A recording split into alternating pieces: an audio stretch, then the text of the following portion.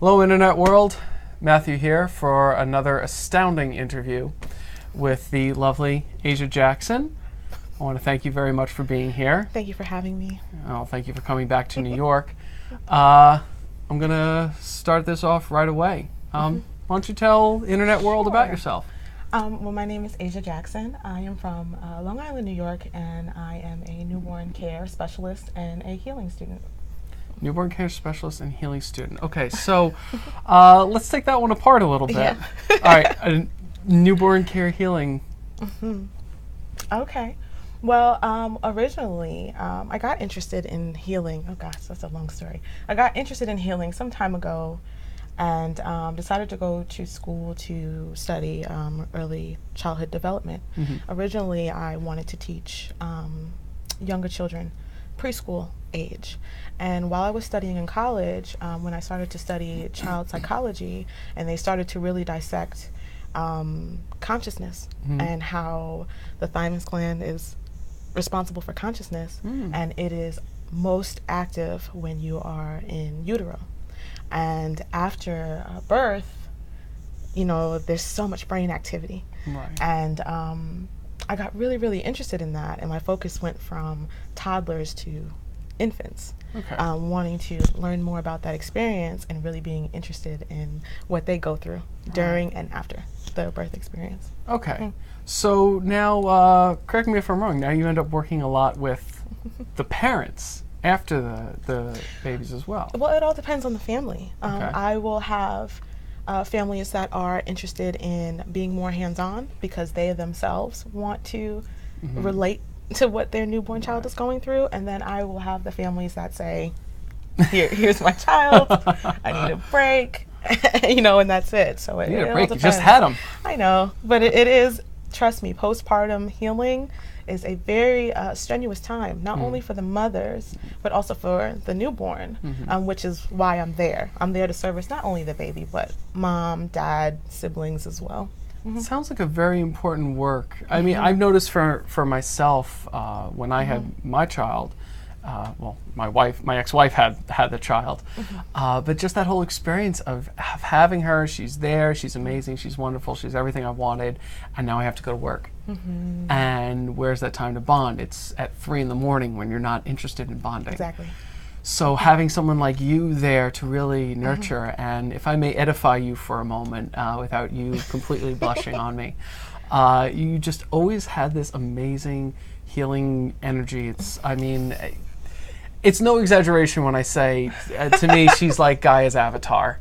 I'm sorry, it's true. you. You're welcome. But you. But it's true, and you really exude that. And we were actually talking before about your spiritual name. You wanna yes. go give a little background on that? Yes, just through spiritual study, I earned the name Sepka Neetah, and it is a Kemetic or ancient Egyptian name. It translates into lucky spirit of the earth, and in the Kemetic paradigm, lucky doesn't necessarily mean what we perceive it. Like fortune. Right. No, lucky is more so being in good timing, either being at the right place at the right time, whether it's to bring something of goodness or to avoid something bad, you know. It kind of reminds me a lot of karma. Yeah. The way the Chinese talk about karma. It's karma to them is not really so much like the way Westerners think of it as do something good, get something good, do something bad, get something bad. It's more of an energy.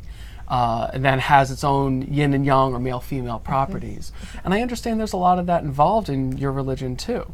Well, yeah, I mean, with spirituality, I definitely want to draw the difference because there's a lot of politics. That's a bad word. That's a bad word. Mixed into spirituality, so I definitely don't want to label it as religion. But when we're talking about yin and yang, what is it, like positive and negative? Not so much. And like good and bad never. More just the polar forces of fire and water, up and down, left and right. Absolutely, absolutely, absolutely. I mean, in Kemetic philosophy, it's definitely based on nature and all the different elements of nature and how it's important for them to work together to achieve balance. It's all about balance. That's the whole point of it all. Everyone should be striving to achieve balance. And that flow between one state to another. Yes. Now, you were talking to me before about one of your mentor handles another side. Yes. You bring him in. Yes. My beautiful sister, her Sheba. I'm like so inspired by her, and Shout out on a tag, by the way. her Sheba.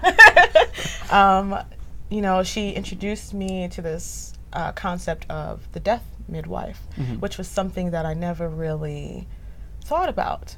We think of birthing doulas and postpartum doulas and midwives, but we never think about the end stage of life, when the energy starts to, you know, die down a little bit and it returns to its natural source. That event needs to be celebrated just as much as the birth, and to have someone who dedicates their life to taking care of someone, making sure that their energy is always high and beautiful and clean and divine on the way out. It is just beautiful. It's like the most selfless sacrifice, and I just think it's amazing. I think that's amazing. I mean, you told me about this like an hour ago, and I was astounded, and that's why I wanted to kind of bring that in. Reason I'm trying to get this three-dimensional view for the viewers, because more than a machine, this channel is about mind, body, and lifestyle. And bringing all that together. And there's a lot in our culture, as I originally stated in the original mission statement for this channel, is that we don't look to those intangibles as much. We look to get to work, and if you're having problems working, take these pills. And that's not to say that there are some people out there who don't need it. But as we were talking about earlier, it's that there's a depth that we're not getting in our society. Could you shed a little light on that? It's very simple. It's the disconnect from nature. I admire modern technology for for the positives that it brings. I mean, without modern technology, you wouldn't be able to be having this conversation. Yeah, exactly. But at the same time, modern technology in no way is a replacement for what nature has already provided to us, and that is just so important. Everything that we need is already there. It's been there. It's been here before us. So to think that we are in a place where we are more intelligent or more advanced than the planet is like, it's insanity, honestly. I love that you said intelligence, because it was the thing we were talking about last time we were hanging out, how there was that IQ study done. Worldwide numbers. They were just numbers gathered. And the raw data shows that there was higher IQs in lands like Asia and Europe and America, and lower IQs in lands like Africa and South America. But you had an interesting take on that. Could you share that? Absolutely. I mean, what level of intelligence are they testing? You understand? Outside of the United States, a lot of these quote-unquote third world countries are oh my God, they're filled with so much intelligence and knowledge when it comes to Earth and nature and working with nature and being in harmony with nature. That, to me, is the definition of intelligence. I mean, I think it's great if you can build computers and program apps and video games and whatever. That's wonderful. But at the same time, if you don't know how to commune with the planet that you are standing on, how smart are you, honestly? Right, exactly. It only measured one type of intelligence. There was a big backlash from the social justice warriors saying that the test was racist, and this was a whole big thing. It was a big mess on the internet for a little while. But the person who conducted the study, first of all, the professor who took all the data was black, and there was a lot of exactly what you said. Is nobody really looked at the other side of the intelligence, the depth and the knowledge, and that's really why I'm very again grateful that you're able to do this interview, because you're really helping to add another dimension to the conversation. What is health? Not just mental health and physical health, but spiritual health. Spiritual health is the foundation to health, period. That's the starting point. And I think that spiritual health and mental health go hand in hand. If you come across someone who you feel has some mental instabilities, then there are some spiritual issues there. It's all energy. Very, very easy fix if we look at it that way. I like the way you phrase that. And that actually reminds me of something we were talking about earlier. Yes. Infertility. Oh, that is just, it's something that I have taken a newfound obsession and study to, because it's an epidemic that is very rarely talked about. when you go on social media, like you said, well, it seems like everybody's having kids. You know, you see all these wonderful photos of families and pregnant bellies, and it's just beautiful. But however, there is a shadowy corner that has no light shed on it, that there are, 1 to 6 couples who cannot, for whatever reason, line up with nature to bring forth children. And then everybody knows that the modern medical system has all these different options and routes. So take these pills or take this shot, and and there's in vitro, and there's this, and there's that, and there's this, and there's that. And they coined this phrase, infertility. And I was reading some books on Eastern philosophy, and they said, infertility is a myth. It's a myth that if the person has all of their organs anatomically placed, nothing is impossible. It's more so an energetic thing. It's not that you don't work, it just may be some energies that need to be balanced out. And it's unfortunate that we don't know about that, or they don't tell you about that. And we don't look for that. We don't look for it. We don't know even where notice. to look. Exactly. You don't even know to look. It's the things you don't know that you don't know. Exactly. And so we have these high figures in lab coats with degrees, and what they tell us is law. And we forget that nobody knows our body better than us.